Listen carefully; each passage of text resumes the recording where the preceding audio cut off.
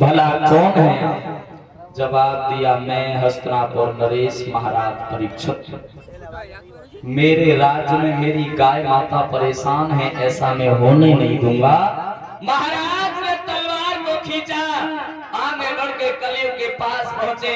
जवाब दिया, हम तुझे जीवित ही नहीं छोड़ेंगे, तो पाप होगा कहां से?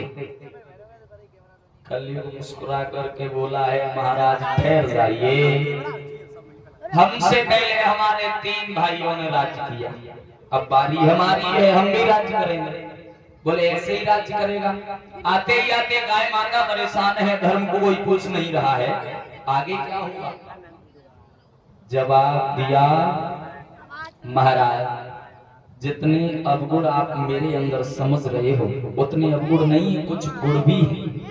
वो गुण क्या है? महाराज गुण ये हैं कि पहले कोई किसी की बुराई कर देता था, किसी के बारे में गलत सोचता था, तो उसे मन सा पाप लग जाता था।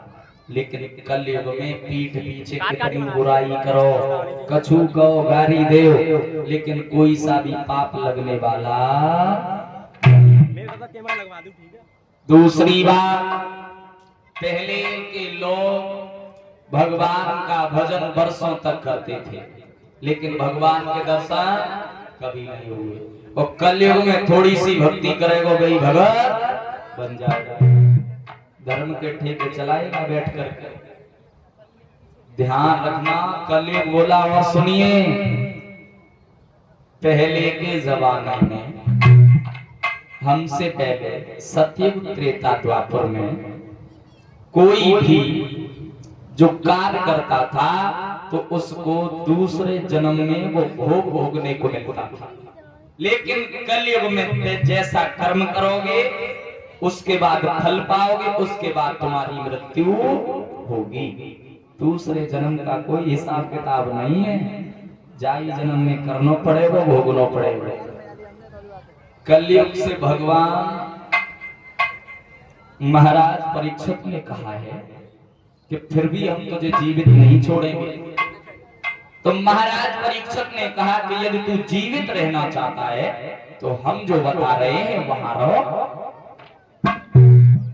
अब महाराज परीक्षित बोले, आप जहां वैश्याएं नृत्य करती हूं वहां रहिए, जहां मदिरा पान यानी शराब पी जाती हो वहां रहिए, जहां जुआ खेला जाता हो वहां रहिए, जहां भगवान की हर चर्चाएं न होती हो वहां रहिए, जहां झूठी गपोलियां उड़ाई जाती हो वहां रहिए। परीक्षित ने कहा है कि आप स्वर्ण में भी वास करिए, लेकिन वो सोना कैसा होना चाहिए? परीक्षित महाराज बामान मंदिर को देखो, कहां ध्यान है भाई, छोड़ो जो कछु है रहो भाई, होन दो, काऊ का मतलब मत रखो। महाराज परीक्षित ने कहा कि आप सोने में वास कीजिए। और दादा सोना तो हर एक कोई पहनता है, आज के जमाने में कोई ऐसा है जो सोना न पहनता हो? तुम ना पहने, अच्छी बात है, नहीं पहने, कलयुग का वास होता बुद्धि खराब हो जाती, लेकिन ऐसा नहीं है।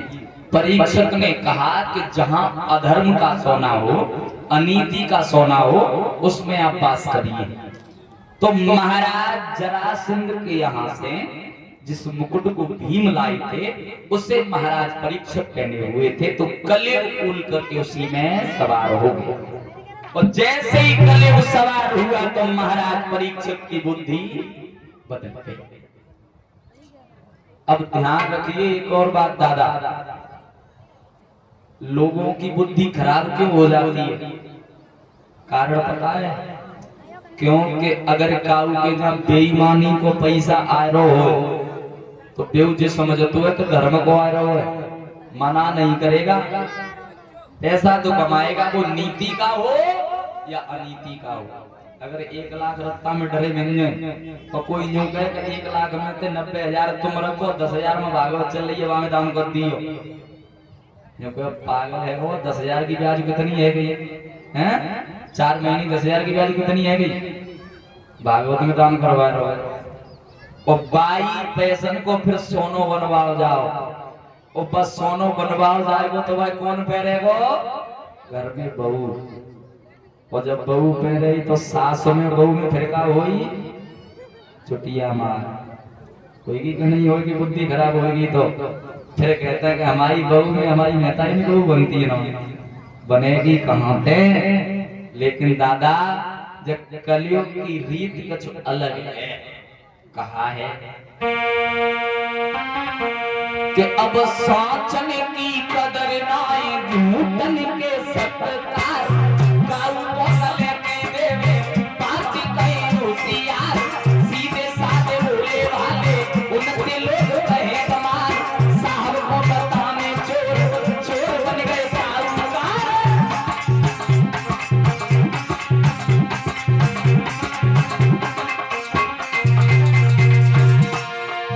कलयुग की रीत ऐसी है दादा,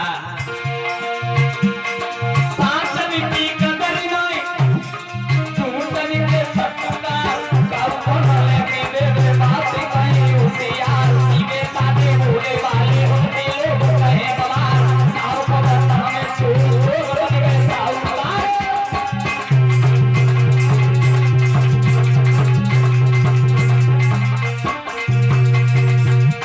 ध्यान देना बुजुर्गों,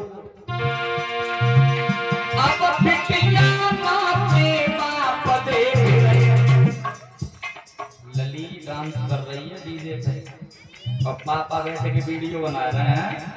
बिटिया बहुत अच्छा काम कर रही है, लेकिन मने ना करी जाए रे नाचने को।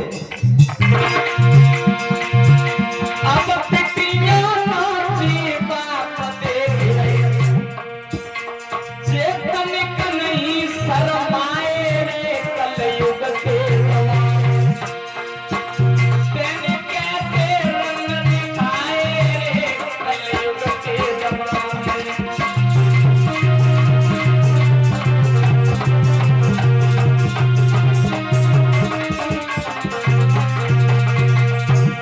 और ध्यान देना बुजुर्गों, आजकल की हालत क्या है, अब मित्रन के ऐसे ठाट मिल मिल की बात करें, और तुम करो लेकी उल्टी कगा प्यारे साथ करे, जाल उड़ारे माल मारे हम भी रात करे, ठगई के ताज बड़ी मीठी मीठी बातें करे।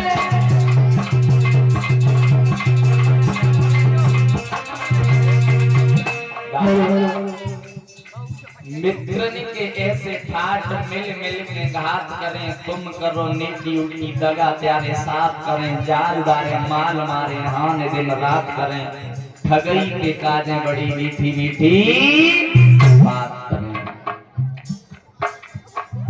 आजकल के मित्र ऐसे हैं, कन्यों कहता है कि भैया रात के 12 बजे फोन कर दे हो तो नहर पे ठाड़ो मिलूंगा तो पुल पे हैं, फोन कर दिए एक बार और जाकर दोस्त पे पर रो लठा कर रो आओ ताकि कुशन ना दिखाई दे हो कब ठेके ना हैं। साधना तो फोन उठाए भैया से तो बैटरी ना आई फोन में तो, हाँ वो हालात। और आजकल के गुरु चेलाओं के मतलब, आजकल के चेला गुरु ते कम ना हो, गुरु चेला ते कम ना हो।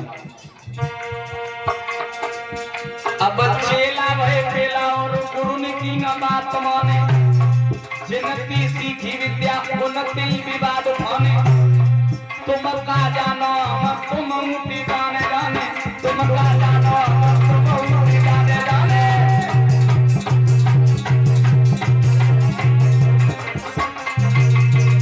बुजुर्गों, आज के जमाने में गुरु और चेला के बहुत अच्छे संबंध हैं। गली गली गुरुआ फिरे, गुरु नहीं गुरुआ। गुमाने होता है अंधकार, रुमाने प्रकाश।